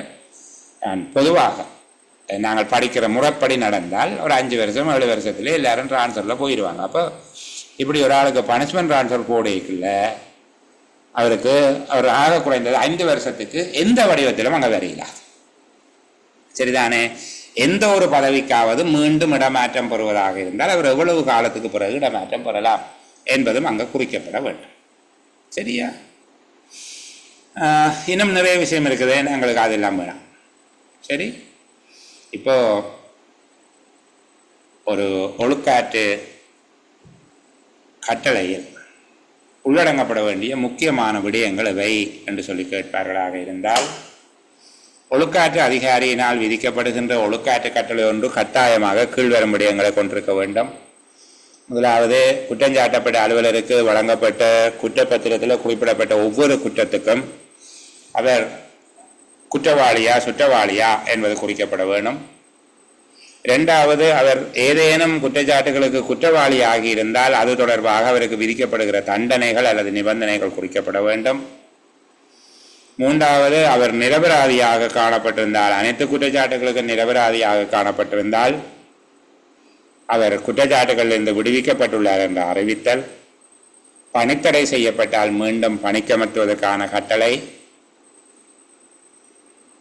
இடைநிறுத்தப்பட்ட அல்லது பணித்தடை செய்யப்பட்ட காலத்துக்குரிய சம்பளங்களை கொடுப்பனவு செய்வதற்கான கட்டளை ஆகியவை இணைக்கப்பட்டிருக்க வேண்டும்.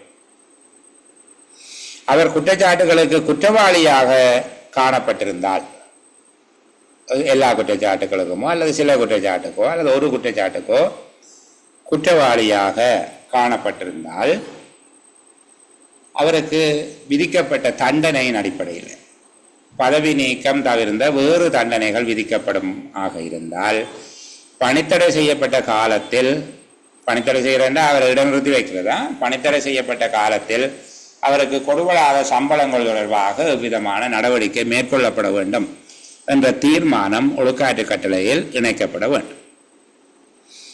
ஒழுக்காற்று கட்டளையில் தண்டனையாக கட்டாய இடமாற்றம் விதிக்கப்பட்டிருந்தால் அவர் செல்லுகின்ற புதிய சேவை நிலையம், இடமாற்றம் தொடர்பில் அவர் எவ்விதமான கொடுப்பனவுகள் செலவுகளையும் கோர முடியாது என்று அறிவித்தல், அவர் எந்த ஒரு வடிவத்திலும் தற்போதைய இந்த அலுவலகத்துக்கு மீண்டும் வருவதற்கான காலம், எவ்வளவு கால இடைவெளிக்கு அவர் எந்த ஒரு வடிவத்திலும் இங்கு இடமாற்றம் பெற முடியாது என்ற விவரம் உள்ளடங்கியதாக இருக்க வேண்டும். சரிதானே? கணிசமான பகுதிகளை நீங்கள் நிறைவு செய்துட்டீங்க. இதெல்லாம் வெற்றி. இப்போ இவ்வாறு விதிக்கப்படுகிற இந்த தண்டனைகளை 2 பெரிய பிரிவுகளாக பிரிக்கலாம். சரிதானே? 2 பெரிய பிரிவுகளாக பிரிக்கலாம். இங்கே 2 அட்டவணைகள் இருக்குது. நான் இந்த அட்டவணைகள் தொடர்பாக இன்றைக்கு சொல்ல இல்லை. நீங்கள் கொஞ்சம் களைச்சி போயிருக்கிற நேரங்களில் அதை புரிஞ்சு கொள்கிற கஷ்டமாக இருக்கும். முதலாவது அட்டவணை கொஞ்சம் பாரதூரமான குற்றங்கள். சரிதானே? 2வது அட்டவணையில் பாரதூரமான குற்றங்கள் இல்லை. அப்போ முதலாவது அட்டவணையில் காட்டப்பட்ட குற்றங்களுக்கு ஒருவர் குற்றவாளியாக காணப்பட்டால் அவருக்கு பாரிய தண்டனைகள். 2வது அட்டவணையில் காட்டப்பட்ட குற்றங்களுக்கு ஒருவர் குற்றவாளியாக காணப்பட்டால் அவருக்கு சிறிய தண்டனைகள் விதிக்கப்படும். இப்போ இந்த தண்டனைகளை எப்படி வகைப்படுத்துறீங்க? சிறிய தண்டனைகள்,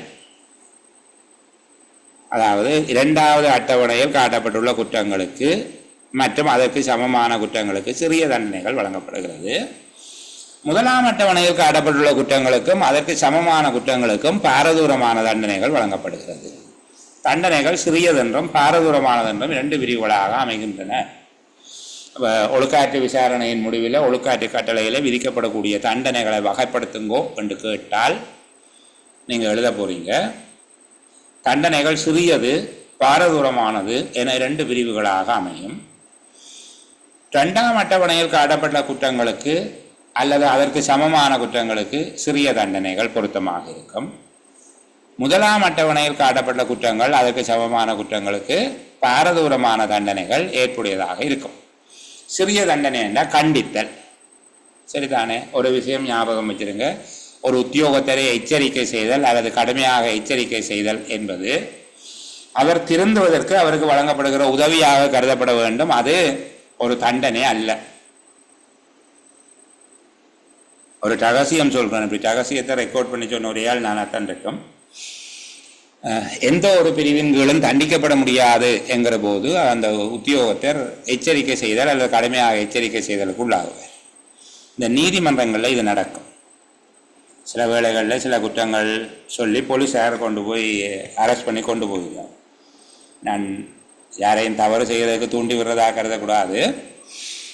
இலங்கையினுடைய சட்டத்தில் ஒரு தனிப்பட்ட இடத்துல, தனிப்பட்ட இடம் என்றால் அவர்கள பிரைவேட் பிளேஸ், ஒரு வீடு என்று வச்சுக்கொள்வோமே, ஒரு வீட்டில் ஒரு திருமணமாகாத ஆணம் பெண்ணும், கணவன் மனைவி அல்லாத ஒரு ஆணம் பெண்ணும் தனித்திருப்பது இலங்கையில் இருக்கிற ஒரு சட்டத்துக்குள்ள குற்றம் அல்ல. சரிதானே? அதுக்கு மேலே அது சில பணக்கொடுக்கல் வாங்கல்கள் சார்ந்து பணக்கொடுக்கல் வாங்கல் நடந்து அவர்களுக்கு இடையில வேறு விதமான உறவுகள் நடந்தால் அதுக்கு அது குற்றம். சரிதானே? அது வேறு விதமாக பார்க்கப்படும். நான் இந்த அளவோட நிப்பாடி கொள்ளுறேன். ஆனால் சில வேளைகளில் இப்படி ஊர்ச்சனம் அந்த வீட்டில் 2 பேர் நிற்கணும் என்று சொல்லி அரெஸ்ட் பண்ணி பிரச்சனை கொடுத்தா போலீஸ்காரை கொண்டே கோர்ட்டில் விடுவாங்க. விட்டால் நீதவான் மேஜிஸ்ட்ரேட் என்ன செய்வாருண்டா எச்சரிக்கை, கடுமையாக எச்சரிக்கை செய்து விடுவீங்க. சரிதானே? சில வேளையில் உங்களையும் அப்படி செய்கிறது. நீங்கள் மோட்டார் வெஹிக்கிளை போய் யாரும் கிழவனோ கிழவியே இடித்து தள்ளி போடுவீங்க, போலீஸ்காரர் அரெஸ்ட் பண்ணி கொண்டு போவாங்க. அப்போ அங்கே போயிட்டு நீங்கள் ஒரு லோயரை பிடிச்சா லோயர் போய் ஏதோ அதில் நீதவானுக்கிட்ட என்னமோ கதைப்பேன். அப்போ நீதவான் கடுமையாக உங்களை எச்சரிக்கை செய்து நீதிமன்ற செலவாக ஒரு 10,000 ரூபாய் செலுத்த சொல்லி ஆர்டர் போடுவார். நீதிமன்ற செலவாக காசு கொடுத்தால் அதுக்கும் ஒரு தண்டனை அல்ல. அது எங்களை கோர்ட்டுக்கு நாங்கள் செலவு காசு கொடுக்குற ஒரு தண்டனை அப்படி இல்லை. ஆனால் தண்டப்பணம் என்று சொல்லி அறவிட்டால் அது தண்டனையாக போடும். அப்போ அதுக்கப்புறம் உங்களுக்கு வேலை போயிடும். அதான் பிரச்சனை. சரிதானே? தண்டப்பணம் செலுத்தினால் வேலை போயிடும். அப்போ தண்டப்பணம் செலுத்தாமல் நீதவான் உங்களோட லோயர் போய் சொல்லுவார், அரசாங்க உத்தியோகத்தர் டிஓ அப்படின்னு சொல்லி உங்களை பற்றி ஒரு அந்தாவது சொன்ன உடனே சரி என்று ஜட்ஜ் உங்களை பார்த்துட்டு கடுமையாக எச்சரிக்கை செய்து நீதிமன்ற செலவாக 25,000 ரூபாய் செலுத்த சொல்லி பணிப்பார். கண்டித்தாரண்டா அது தண்டனையாக போயிடும்.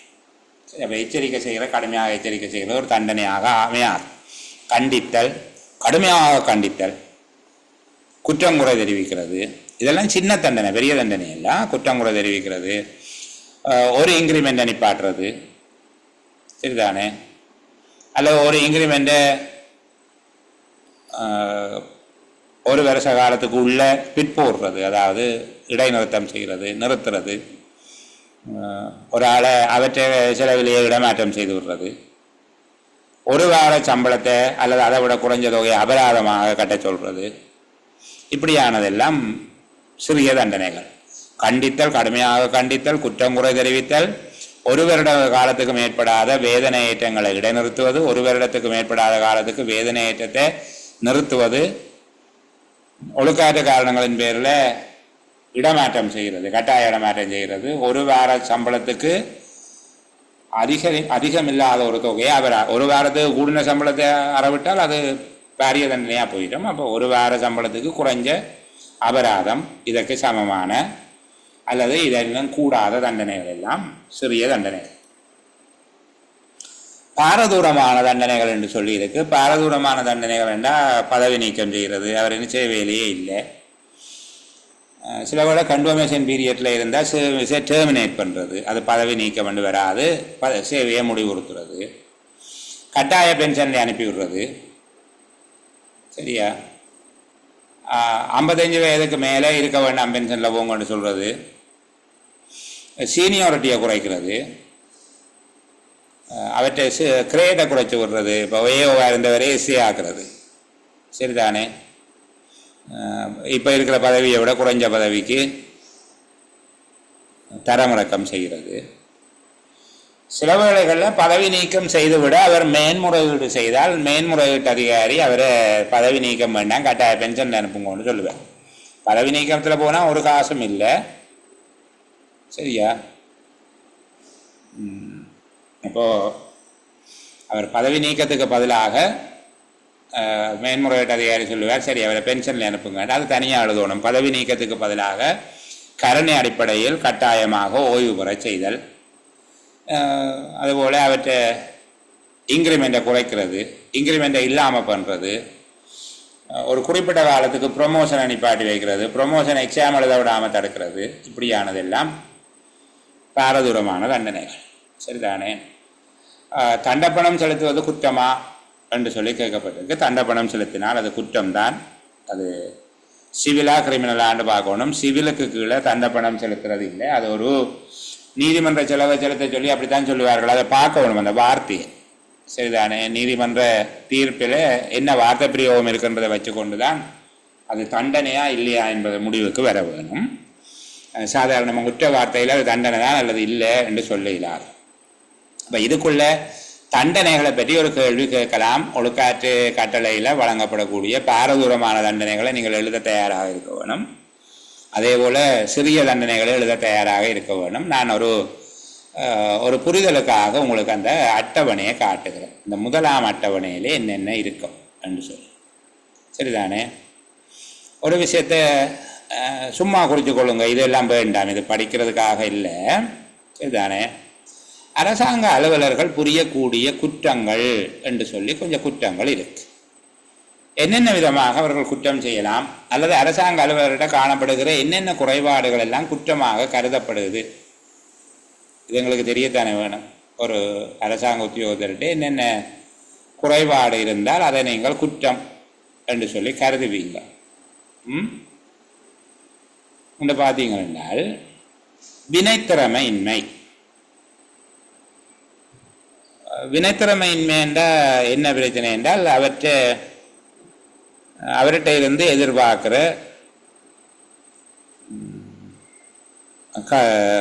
கடமை, எதிர்பார்க்கப்படுகிற கடமை போதிய அளவில் அவர் நிறைவேற்ற இல்லை, சரிதானே? ஒரு உத்தியோகத்தர்கிட்ட இருந்து எதிர்பார்க்கப்படுகிற அளவுக்கு அவர் தன்னுடைய சேவையை செய்யலை என்றால் அது வினைத்திறமை இல்லை என்ற கருத்து.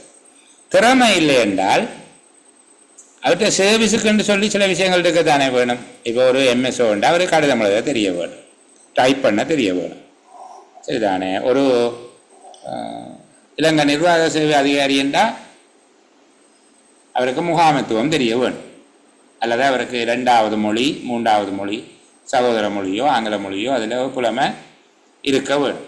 இதே போய் ஒரு ஓஇஎஸ்ட்டு எதிர்பார்க்கல. அவர் ஓஇஎஸ் நல்லா சிங்களம் பேச தெரியாது, அவருக்கு இங்கிலீஷ் பேச தெரியாது, அவருக்கு ஈகோட் தெரியாது, எஃப்ஆர் தெரியாது என்று அவரை இவரோடு ஒப்பிடையிலாது. அப்போ அந்தந்த சேவைக்கு பதவிக்கு ஏற்ற தகுதிகள் இல்லாவிட்டால் அது திறமையின்மை என்று சொல்லுவோம். அடுத்தது தன்னுடைய கடமைகளை செய்ய தவறுறது, இது கவனையினம், சரிதானே? நேர்மை இல்லை, தனக்கு எதுவும் லாபம் கிடைக்கும் என்றால் செய்ய வேண்டியதை செய்யாமல் விடுகிறது, அல்லது செய்யக்கூடாத செய்கிறது, களவு செய்கிறது, கள்ள கையெழுத்து வைக்கிறது, கள்ள டாக்குமெண்ட் செய்கிறது, அல்லது ஒரு ரிப்போர்ட் எழுத வேண்டியதை மறைச்சு எழுதக்கூடாததை எழுதி அப்படியெல்லாம் செய்கிறது, சரிதானே? மற்றது முறையற்ற நடத்த வாராக்களோட கதைக்க பேச தெரியாது, பிந்தி வாரது, வெள்ளனை போகிறது, சைன் பண்ணி போட்டு ஆஃபீஸில் நிற்கிறீங்கள, அல்லது காலமே நடக்க போய்களை சைன் பண்ணி போட்டு அப்படியே வீட்டை போகிறது, இப்போ இந்த பின்னேரம் எல்லாரும் போனாப்பில் வந்து சைன் பண்ணுறது, அதில் ஓவர் டைம் 4 மணி தியாலம் போட்டு காசு எடுக்கிறது, இப்படியான வேலைகள் செய்தால் அது முறையற்ற நடத்த. உரிய நேரத்துக்கு வாரையில் அப்படியானது. மற்றது பொது இடத்துல நடந்து கொள்ளக்கூடாத விதமாக நடந்து கொண்டு அரசாங்க சேவைக்கு அவமானத்தை ஏற்படுத்துறது, இப்படி ஆன விஷயங்கள் எல்லாத்துக்கும் ஒழுக்காற்று நடவடிக்கை எடுக்கலாம், சரிதானே? அது முதல் எங்களுடைய திணைக்கள தலைவர்களுக்கு தெரியணும் இப்படி ஒழுக்காற்று நடவடிக்கை எடுக்கலாம் என்று தெரிஞ்சால் தான் நடவடிக்கை எடுப்பினோம், சரியா? இதுகள் எல்லாத்தையும் ஒரு முதலாம் அட்டவணையில் போட்டு வச்சிருக்கேன். இந்த விஷயங்கள் எல்லாத்தையும் குற்றங்களாக நிகழ்படுத்தி என்னென்ன வகையில் குற்றங்கள் செய்யலாம்னு சொன்னாங்க. வினைத்திறமையின்மை, திறமையின்மை, நேர்மையின்மை, ஒழுக்கக்கேடு, முறையற்ற நடத்த, ஊக்கமின்மை என்பன எல்லாம் அதுக்குள்ளே வரும், சரியா? இந்த முதலாவது அட்டவணையில் என்ன இருக்குது என்றால், இப்போ இலங்கை ஜனநாயக சோசலிச குடியரசின் அரசியலமைப்புக்கு கீழ்ப்படியாமை. இதுக்கு ஒரு உதாரணம் சொன்னால், நீங்கள் சேவைக்கு வந்து 1 மாத கால பகுதிக்கு உள்ளாக 4ஆம் 7ஆம் அட்டவணையின்படி இந்த சத்தியம் அல்லது உறுதி உரை செய்ய வேணும் என்று இருக்கு. அப்படி செய்யாவிட்டால் அரசியலமைப்புக்கு கீழ்ப்படிய இல்லை. இதுதான் ஒரு அலுவலர் புரியக்கூடிய ஆக கடுமையான குற்றம், சரிதானே? இதுக்கு சாதாரண குற்றம் அல்ல, இது ஒரு மிக கடுமையான குற்றம், பதவி நீக்க தண்டனை கொடுக்கக்கூடிய குற்றம். அடுத்தது, இலங்கை ஜனநாயக சோசலிச குடியரசு அவமானப்படும் வகையில் செயற்படுகிறது. இப்போ குடியரசு அவமானப்படும் வகையில் செயற்படுகிறது என்றால், இப்போ என்ன கூட்டி கொண்டு போகிறாங்க, ஆசிய நாடுகளின் தேர்தல் ஆணைக்குழுக்களினுடைய ஒரு கான்ஃபரன்ஸ் நடக்குது, அதுக்கு கூட்டி கொண்டு போகிறாங்க. அங்கே ஒரு நிகழ்வு ஒன்று நடக்குது, ஒரு உப நிகழ்வு ஒன்று. இலங்கையின் பிரதிநிதியாக நான் போகிறேன். அப்போ அங்கே ஒரு நிகழ்வு ஒன்று நடக்குது, என்ன கெஸ்ட்டாக கூட்டி கொண்டே இருத்தி இருக்கிறாங்க. நான் அந்த நிறவுடத்துக்கு வச்ச வாழைப்பழத்தை எடுத்து சாப்பிட்டுட்டேன். இது எவ்வளோ கேவலமாகும் இலங்கைக்கு, சீஃப் கெஸ்டாக போய் நர்சரி விளையாட்டு போட்டியில் வாழைப்பழத்தை எடுத்து சாப்பிட்றாங்க எல்லாம் இருக்கிறாங்களா? அப்போ இந்த விதமாக குடியரசு அவமானப்படும் வகையில் நடந்து கொள்வது. அடுத்தது அரசாங்கத்துக்கு எதிராக குற்றம் புரிகிறது, அரசாங்கத்துக்கு எதிராக நாட்டை பிரிக்க போகணுன்றது, அப்படி பயங்கரவாத நடவடிக்கை இதை செய்கிறது. 4வது லஞ்சம் ஊழல். 5வது கடமை நேரத்தில் அதாவது கடமை இல்லாட்டிலும் அரசாங்க கட்டிடம் ஒன்றுக்குள்ள வெறியில் நிற்கிறது. சரியா? கடமை நேரத்திலேயோ அல்லது கடமை நேரம் இல்லாவிட்டாலோ அரசாங்க அலுவலகத்தில் வெறியில் நின்றால் அது பாரதூரமான குற்றம். முதல் தடவை அந்த குற்றத்துக்கு அவர் குற்றவாளியாக காணப்பட்டால் பதவி நீக்கம் அல்லது வேறு ஏதாவது பாரிய தண்டனை கொடுக்கலாம். 2ஆம் தடவும் ஒரு உத்தியோகத்தர் அவ்வாறு குற்றவாளியாக காணப்பட்டால் கட்டாயமாக அவரை பதவி நீக்கம் செய்ய வேணும். சரியா? ஒரு தரம் சிரிக்கக்கூடாது.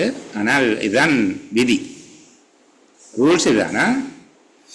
6வது அலுவலக அமைவிடத்துக்குள்ள நச்சு போதைப் பொருளை வச்சிருக்கிறது அல்லது பயன்படுத்தி இருக்கிறது. நச்சு போதைப் பொருள் என்றால் முதலாவது இந்த கடையில் விற்கிறது.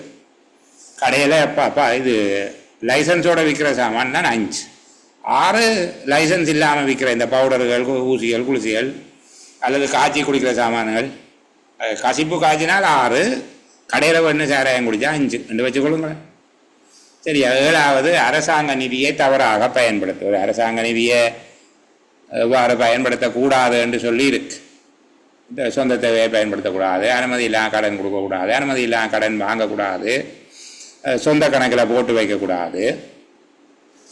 இப்படியான விடயங்கள் செய்தால் அதான் 7வது.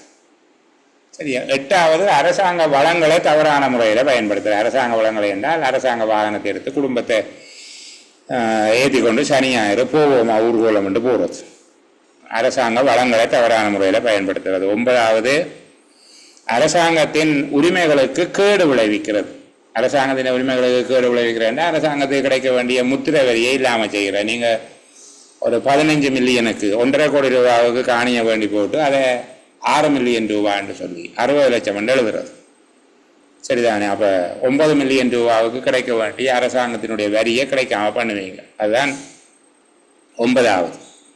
10வது அரசாங்க சேவை அவமானப்படும் வகையில் நடந்து கொள்வது. அரசாங்க சேவை அவமானப்படும் வகையில் இங்கே பச்சை போட் போட்ட கடவாசலில் நின்று டான்ஸ் ஆடினா அது அரசாங்க சேவை அவமானப்படும் வகையில் செயற்பட்டதாக கருதலாம். நான் சொன்ன போல் நிறவுடத்துக்கு கொஞ்சம் வாழைப்பழத்தை எடுத்து சாப்பிட்டாலும் அரசாங்க சேவைக்கு அவமானம் தான், அதுக்குள்ளே போடலாம். சரியா? இல்லை, நிறைய பேர் உத்தியோகம் இழக்கிறதில்ல, கன பேர் குடிக்கிறதே ஆஃபீஸில் மட்டும்தான். அது ப்ராக்டிக்கல். நான் சொல்கிறது கோட்பாடு ரீதியாக இவ்வளவு ஏற்பாடுகளும் இருக்குது. சரிதானே? அது சில இடங்களில் நடைமுறையிலையும் இருக்குது. இந்த விஷயங்களில் சேவை டிபார்ட்மெண்ட்லாம் எல்லாம் சரியான இதாக இருப்பாங்க. அந்த உத்தியோகத்தர்களுடைய நடத்த வரவு, அவர்களுடைய நிதி கையாளல் தொடர்பாக மற்ற இடங்களை விட அவர்கள் கொஞ்சம் கடுமையாக. நான் வவுனியாவில் ஒரு கேஸ் ஒன்றுக்கு நான் தான் எதிர்காப்பு அலுவலராக இருந்தேன், இன்னொரு இடத்துல விசாரணை அலுவலராக இருந்தேன். அந்த இடங்களில் கொஞ்சம் சில திணைக்களங்கள் சிறப்பாக செயல்படுது. நாங்கள் எல்லாத்தையும் அப்படியே சொல்லலாம். சரியா? 10வது அரசாங்கத்துக்கு தீங்கு ஏற்படக்கூடிய மாதிரி கொடுக்கக்கூடாதவர்களுக்கு தகவலை கொடுக்குறது. 12வது கள்ள சர்டிஃபிகேட்டுகள் செய்கிறது அல்லது இருக்கிற சர்டிஃபிகேட்டை அழிக்கிறது, கிழிக்கிறது, அப்படியான வேலை.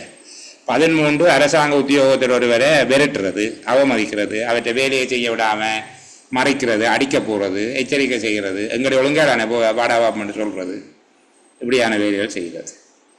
14வது மேலதிகாரி விடுக்கும் உத்தியோகபூர்வமான கட்டளைகளை செயல்படுத்தாமல் விடுறது, அலட்சியப்படுத்துறது. உத்தியோகபூர்வமான கட்டளை என்றால் அந்த வார கடிதத்தில் மினிட் பண்ணுறது ஒரு உத்தியோகபூர்வமான கட்டளை தானே? சரியா? நான் சொல்கிறது, நீங்கள் யாருக்கும் சார்ஜ்ஷீட் போடணும் என்றால் என்ன கூப்பிடுங்க, நான் எந்த நல்லா வேலை செய்கிற ஆளுக்கும் ஒரு 10 குற்றத்தோடு சார்ஜ்ஷீட் போட்டு தாரணும். அவருக்கு ஒரு கடிதம் ஒன்று மினிட் பண்ணி இருக்கும். சில கடிதங்களுக்கு பதில் அனுப்புறதுக்கு 7 நாளுக்கு மேலே தாமதமாக இருந்தால் அதுவே பொது நிர்வாக சுற்றறிக்கையை பின்பற்ற இல்லை என்று சொல்லி சார்ஜ்ஷீட் போடக்கூடிய குற்றம். 7 நாளுக்குள்ளாக பதில் அனுப்பணும், இல்லாவிட்டால் இடைக்கால பதில் அனுப்பணும். உங்களோட கடிதம் கிடைச்சது, நடவடிக்கை எடுக்கிறோம், விரைவில் பதில் அனுப்பப்படும் என்று இடைக்கால பதிலும் அனுப்பாவிட்டால் அந்த உத்தியோகத்திற்கு நடவடிக்கை எடுக்கலாம். சரியா? அதெல்லாம் வேணாம், இப்போ விடுங்க. 5வது படிக்கையில் தாவன விதிக்கோவையில் இப்படி இருக்குன்னு தெரியாது, எஃப்ஆரில் இப்படி இருக்குன்னு தெரியாது, பொதுச்சேவை ஆணைக்குழு நடைமுறை விதிகளில் அப்படி இருக்கோ என்று கேட்டால் ஒழுக்கார் நடவடிக்கை எடுக்கலாம். உங்களுக்கு தெரியுமா, இலங்கையில் ஒரு வர்த்தமானி அறிவித்தல் வெளியிடப்பட்டால், ஒரு வர்த்தமானி அறிவித்தல் வெளியிடப்படுகிறது இப்படி என்று வச்சுக்கொள்ளுங்களே. உதாரணத்துக்கு, இலங்கையில் அரச மரத்தை அழிப்பது 3 தொடக்கம் 8 வருடங்கள் வரையில சிறப்படுத்தக்கூடிய ஒரு குற்றமாகும் என்று ஒரு வர்த்தமானி அறிவித்தல் வந்துட்டது. நேற்று தான் வந்தது, நேற்று இரவு 12 மணிக்கு வந்துட்டது. 22ஆம் தேதி இரவு, சும்மா உதாரணத்துக்கு சொல்றேன், 22ஆம் தேதி இரவு 12 மணிக்கு ஒரு சிறப்பு அதி விசேட வர்த்தமானி வெளியிடப்பட்டிருக்குது. இந்த அரச மரங்களை சேதப்படுத்தினால் அது 3 வருடம், ஆக குறைஞ்சது 3, ஆகக்குள்ள 8 வருஷம் சிறை தண்டனை விதிக்கக்கூடிய ஒரு குற்றம் உண்டு. நேற்றிரவு 12 மணி வெளியிடப்பட்டது. இன்றைக்கு காலையில் உங்களுக்கு விஷயம் தெரியாத வீட்டை நின்ற ஒரு அரச மரத்தை அது மதுரை உரசு என்று வெட்டி விட்டுட்டீங்க. சரிதானே? உங்களை கைது செய்து கொண்டே நீதிமன்றத்தில் நிப்பாட்டியாச்சுது. நீங்கள் எனக்கு அரச மரத்தை வெட்டக்கூடாது என்று தெரியாது என்று சொல்லி தப்பிக்கொள்ளலாம். இலங்கையில் ஒரு வர்த்தமானி வெளியிடப்பட்டால் அதனுடைய பொருள் இலங்கையில் வாழுகிற 21.7 மில்லியன் மக்களுக்கும் தனித்தனியாக அந்த செய்தி சொல்லப்பட்டது என்று கருதப்படும். இது தெரியுமா உங்களுக்கு? இலங்கையில் இருக்கிற 2,17,00,000 மக்களுக்கும் ஒவ்வொருவருக்கும் அது தனித்தனியாக அறிவிக்கப்பட்டதாக கருதப்படும். ஐயோ உங்களுக்கு தெரியாத ஐயா, ஹெல்மெட் போடணும் எங்க கிடக்கண்டு கேட்கலாம். சரியா? அப்போ ஒரு அரசாங்க உத்தியோகத்தர் குறைஞ்சது தாபன விதிக்கோவை, நிதி ஒழுங்கு விதி, அரசாங்க நிர்வாக சுற்றறிக்கை, திரைசேரி சுற்றறிக்கை என்பவற்றை மீறுவது, வேண்டுமென்று அல்லது கவனஈனமாக அலட்சியப்படுத்துவது, இப்படி செய்தால் அது பாரதூரமான குற்றம். அதை விட மேலே இருக்கிற 15ஐயும் செய்தது அல்லது செய்ய இன்னொருவர் செய்கிறதுக்கு உடந்தையாக இருந்தது என்கிற 16 குற்றங்கள் இருக்கு. இதுதான் அந்த முதலாவது அட்டவணை. முதலாவது அட்டவணையில் இருக்கிற குற்றங்களை ஒரு கேள்வியாக கேட்டால் 16ஐயும் எழுத சொல்லி கேட்க மாட்டாங்க. ஒரு 5 அல்லது 10 எழுதக்கூடிய அளவுக்கு நீங்கள் தயாரா என்று பார்த்துக்கொள்ளுங்கள். சரி, நான் இன்றைக்கு தண்டனைகளும் இந்த குற்றங்களை பற்றியும் சொல்லி போடி. சரி, இந்த 2வது அட்டவணையில் என்ன இருக்குன்னு சொல்லணுமே. சரியா? இதில் 16 குற்றம் இருக்கு. அரசியல் அமைப்பை மதிக்க இல்லை, குடியரசுக்கு எதிராக செயற்பட்டது, குடியரசுக்கு அவமானம் ஏற்படுத்தினது, குடியரசுக்கு எதிராக செயற்பட்டது, லஞ்சம், ஊழல், 4வது கடமை நேரத்தில் குடித்தது. திருப்பி சொல்கிறேன். முதலாவது குடியரசின் அரசியல் அமைப்புக்கு கீழ்ப்படியாமல் இருந்தது. 2வது குடியரசுக்கு அவமானம் ஏற்படுத்தினது. 3வது அரசாங்க விரோத நடவடிக்கை. 4வது லஞ்சம், ஊழல். 5வது கடமை நேரத்திலேயோ அல்லாத நேரத்திலேயோ அரசாங்க கட்டடத்தில் குடிச்சிட்டு நின்றது. 6வது அரசாங்க அலுவலக அமைவிடத்துக்குள்ள நச்சு போத பொருளை பயன்படுத்தினது அல்லது வச்சிருந்தது. 7வது அரசாங்க காசை பிழையாக பாவித்தது. 8வது அரசாங்க சொத்தை பிழையாக பயன்படுத்தினது. 9வது அரசாங்கத்துக்கு கிடைக்க வேண்டியதை கிடைக்காம செய்தது. 10 அரசாங்க சேவை அவமானப்படுத்தினது. 11 அனுமதி இல்லாமல் தகவல் கொடுத்தது. 12 கள்ளச்சேட்டியை செய்தது. 13 அரசாங்க உத்தியோகத்தரை வேலை செய்ய விடாமல் தடுத்தது. 14 மேலதிகாரியினுடைய உத்தியோகபூர்வ கட்டளைகளை மதிக்காமல் விட்டது. 15 படிக்காமல் விட்டது. 16 மேலே இருக்கிற 15ஐயும் செய்தது அல்லது செய்ய விட்டுட்டு பார்த்து கொண்டிருந்தது. இந்த 16 எப்படி என்னத்துக்கு அடங்கும்னு சொன்னான்? வினைத்திறமை இல்லை, திறமை இல்லை, ஊக்கம் இல்லை, நல்ல நடத்தை இல்லை, அதாவது முறையற்ற நடத்தை என்ன போன்ற கர்மங்களுக்குள்ளே அடங்கும் இந்த 16. 2வது அட்டவணை என்ன சொல்லியிருக்கென்றால், முதலாவது அட்டவணையில் வரையில, ஆனால் வினைத்திறமையின்மை, திறமையின்மை, கவனஈனம், நேர்மையின்மை, தவறான நடத்தை, ஊக்கமின்மை, ஒழுக்கக்கேடு இதுக்குள்ள வரும். ஆனால் மேலே வந்த 16க்குள்ளேயும் வர இல்லை. அப்படி ஏதும் குற்றம் இருந்தால் அது 2ஆம் அட்டவணைக்குள்ள வரும். சரிதானே? எப்படி இருக்கணும்? 2ஆம் அட்டவணையில் உள்ள குற்றங்களவை முதலாவது அட்டவணையில் வராதது. அதேவேளை வினைத்திறமையின்மை, திறமையின்மை, கவனஈனம், நேர்மையின்மை, தவறான நடத்தை, ஊக்கமின்மை, ஒழுக்கக்கேடு இதுக்குள்ளே ஏதாவது ஒன்றுக்குள்ள வரும்.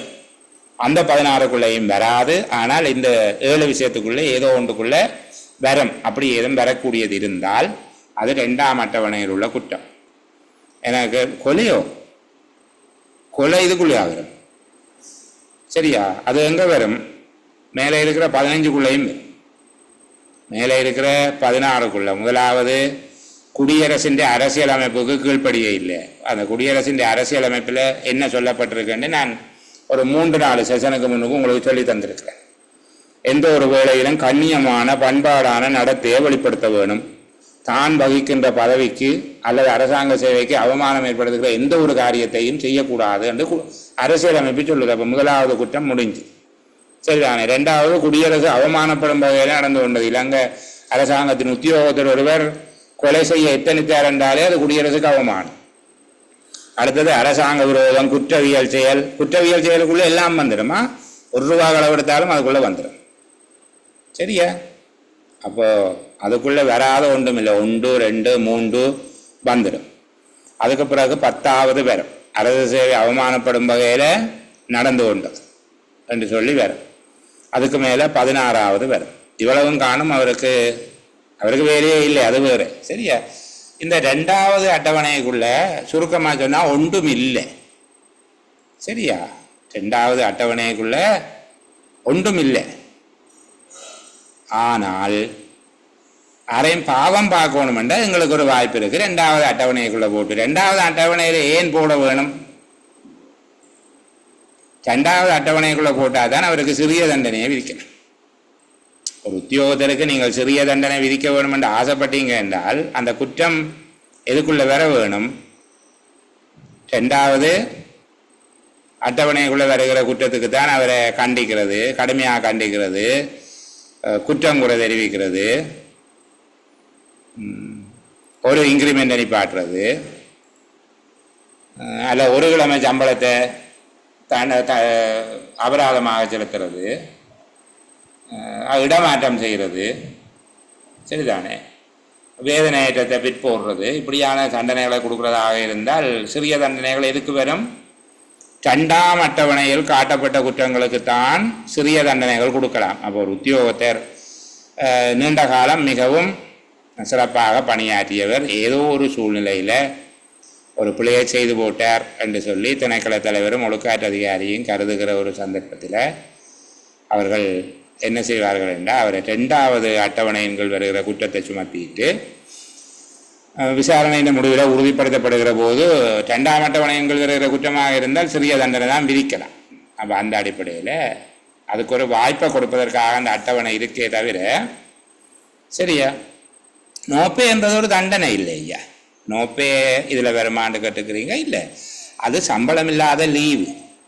சரியா? நீங்கள் சில வேளையில் அனுமதி இல்லாமல் கடமைக்கு சமூகம் அளிக்காமல் இருந்தால் அப்போது ஒரு தண்டனையாக உங்களுக்கு அது வழங்கப்படுமாக இருந்தால் அந்த காலப்பகுதிக்கு உங்களுடைய வேதனை ஏற்றத்தை பாதிக்கும். அந்த காலப்பகுதி அந்த சம்பளத்தை உங்களுக்கு தராமல் விட்டால் அது நான் அன்றைக்கு உங்களுக்கு சொல்லி தந்தேன். நான் எதில் சொல்லி தந்தேன்? நான் பதவி வரிதாக்கல்ல சொல்லி தந்தேன். நான் ஒருவர் அனுமதி இல்லாமல் கடமைக்கு சமூகம் அளிக்காம விட்டுட்டாருண்டா அவருக்கு பிஓபி செவன்லாம் அவர் திருப்பி கேட்டு கெஞ்சி மண்டாடி வந்துட்டாருண்டா பரவாயில்லை. ஆனால் அந்த இடப்பட்ட காலப்பகுதி சம்பளமற்ற விடுமுறையாக கருதப்பட வேணும். அது ஓய்வூதிய கணிப்பீட்டுக்கோ பதவி உயர்வுக்கோ அல்லது வேதனை ஏற்றங்களை வழங்குவதற்கோ கணிப்பீட்டில் எடுக்கக்கூடாது என்று சொல்லி தந்தினார். அந்த வேளைகளில் அது ஒரு தண்டனையாக இருக்கும்.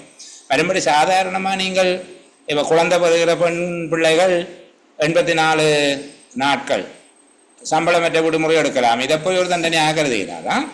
அது இடத்தை பொறுத்தது. ஒற்றை வார்த்தையிலே ஆம் இல்லை என்று சொல்ல இயலாது. சரியா? இது கொஞ்சம் மேலோட்டமாக கதைச்சிருக்கிறேன். ரொம்ப ஆழமாக அப்படி பர்டிகுலராக பிரித்து சொல்ல இல்லை. ஆனால் என்னுடைய கவனம் முழுவதும் வரக்கூடிய கேள்விகளில் தான் இருந்தேன். என்னென்ன விதமாக கேள்விகள் வரலாம். தண்டனைகள் வகைப்படுத்தி உதாரணம் எழுதுங்கொண்டு எழுதக்கூடிய இருக்கணும். அதே போல் 1ஆம் அட்டவணையில் இருக்கிற குற்றங்களை தான் கேட்பாங்க. 2ஆம் அட்டவணையில் ஒன்றும் இல்லை. அப்போ அதுக்கு தான் விளக்கம் சொல்லியிருக்கு. 1ஆவதில் இருக்கிற 16 தவிர வினைத்திறமை இல்லை, திறமையின்மை, கவனையின, நேர்மையின்மை, தவறான நடத்தை, ஊக்கமின்மை, ஒழுக்கக்கேடு என்பவற்றின் கீழ் வரக்கூடிய வேறு குற்றங்கள். சரியா? அப்படி ஒரு உதாரணம் நீங்கள் சொல்லவே இல்லை. அது ஒரு உதாரணம் சொல்லுங்க ஏண்டா. ஒரு ஆளுக்கு கெட்ட வார்த்தையால் பேசினது அது 10க்குள்ளே வரும், 16க்குள்ளே வரும். அரசு சேவைக்கு அவமானம் ஏற்படும் வகையில் நடந்து கொண்டது, மேலே உள்ளதை செய்தது, 10 செய்த 16க்குள்ளேயும் போடுவோம்.